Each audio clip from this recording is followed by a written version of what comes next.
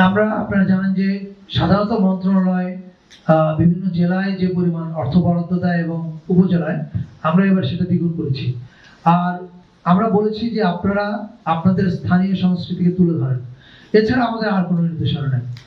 ওনারা কি গান গাইবে, কি কবিতা বলবে, সম্পূর্ণই ওই স্থানীয় জেলার ব্যাপার। Thank you. এবারে শোভাযাত্রাটা প্রথমত আগের যে কোনো বারের চেয়ে আলাদা হবে, এই বিষয়ে কোনো সন্দেহ নাই।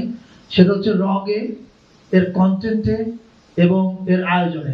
সেটা আপনারা নিজেরাই প্রত্যক্ষ করতে পারবেন যখন শোভাযাত্রাটা হবে। আর নিরাপত্তার ক্ষেত্রে গতকালকে আমাদের আইন শৃঙ্খলা কমিটির একটা মিটিং ছিল স্বরাষ্ট্র উপদেষ্টা জাহাঙ্গীর ভাইয়ের সভাপতিত্বে। সেখানে বিস্তারিত আলোচনা হয়েছে এবং আমরা মনে করি না যে নিরাপত্তার কোনো ঝুঁকি আছে। এই বিষয়ে পুলিশ, সেনাবাহিনী এবং অন্যান্য যারা আছেন তারা সক্রিয় আছেন।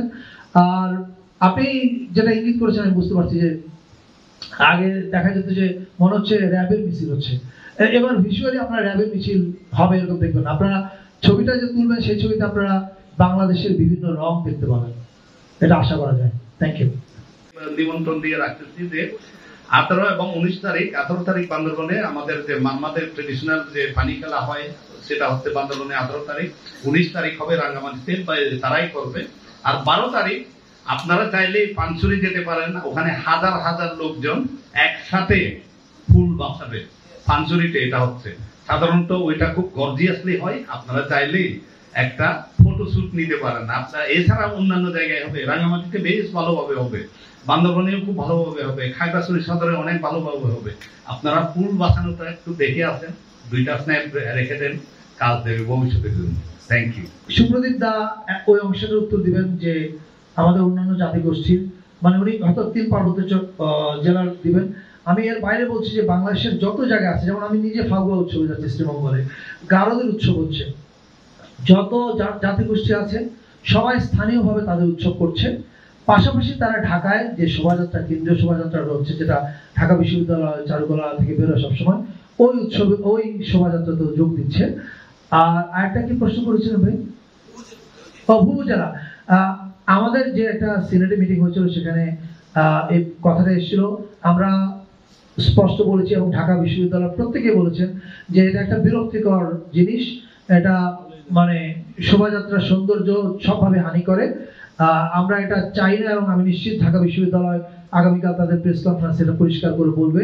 এবং এখানেও যারা শুনছেন তাদের প্রতি আহ্বান, প্লিজ এই বিরক্তিকর জিনিসটা নিয়ে আপনারা এসে এত সুন্দর শোভাযাত্রাটা আমরা নষ্ট না করি।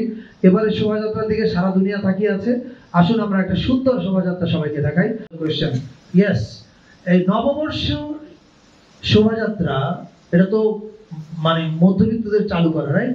কিন্তু এটা ট্র্যাডিশনাল ছিল চৈত্র সংক্রান্তি এবং এটার সঙ্গে ফসল সম্পর্কিত ছিল। কিন্তু যে কোনো ভাবে আমাদের শোভাযাত্রা এগুলো কখনো স্থান পায়নি। আমরা আগের কিউরেশন গুলো কিভাবে হতো এটা আমরা জানি না, আমি মন্তব্য করতে চাই না। তবে এবার শোভাযাত্রায় কৃষক একটা বড় থিম হিসেবে থাকবে, একটা সেগমেন্টে কৃষক একটা বড় থিম হিসেবে থাকবে। আর ইসলামী দলগুলো, এটা ক্ষেত্রে আমরা বলি যে আপনারা খেয়াল করে দেখবেন যে আমরা যখন অল ইনক্লুসিভ বলছি, আমরা তখন ইসলাম, বৌদ্ধ, হিন্দু, মুসলমান, বৌদ্ধ, হিন্দু সবার কথা বলছি। এই শোভাযাত্রায় আপনার পার্টিকুলার প্রশ্নের কারণ আমি জানি, কারণ মুসলমানদেরকে নানাভাবে ভিলিফাই করা হয়েছে এর আগে। আমরা আপনাদেরকে নিশ্চিত করতে পারি এই ভিলিফিকেশন আর চলবে না এই নতুন বাংলাদেশে, এটা বন্ধ। এবং দ্বিতীয় কথা হচ্ছে যেটা তারা অংশগ্রহণ করবে কিনা। আপনি জানলে খুশি হবেন যে আমাদের যে নববর্ষের প্রস্তুতি সভা হয়েছে, সেই প্রস্তুতি সভায় এই প্রথমবারের মতো ছায়ানট, সুরের ধারা, আবার ওইদিকে বাম্বা, সাইমুম শিল্প গোষ্ঠী, BNP, Jamaat Islami, NCP, everybody participated, which is a clear sign যে আমরা একটা অল ইনক্লুসিভ বাংলাদেশের দিকে আগাচ্ছি। Thank you. আমাদের যে পাহাড়ে এবং সমতলে অনেকগুলো নৃগোষ্ঠী সেল আছে, এই সেলগুলো মেলা এবং উৎসবের আয়োজন করছে, এগুলো আমি আলাদা করে উল্লেখ করলাম না। আজকে থেকেই মিরপুরের বৌদ্ধ বিহারে উৎসব শুরু হচ্ছে, 5টা ভিন্ন জাতিগোষ্ঠীর, সেখানে আজকে সুপ্রদীপিতা থাকছেন, আগামীকাল আমি যাব। এরকম সারাদিন, এছাড়া রাঙামাটিতে মেলা চলছে, বান্দরবনে চলছে। ফলে আমি মনে করি এবারের উৎসবে, এবারের নতুন বছর এবং চৈত্র সংক্রান্তিতে আমরা সবাই মিলে এক হয়ে একটা নতুন বাংলাদেশ হয়ে ওঠার চেষ্টা করছি।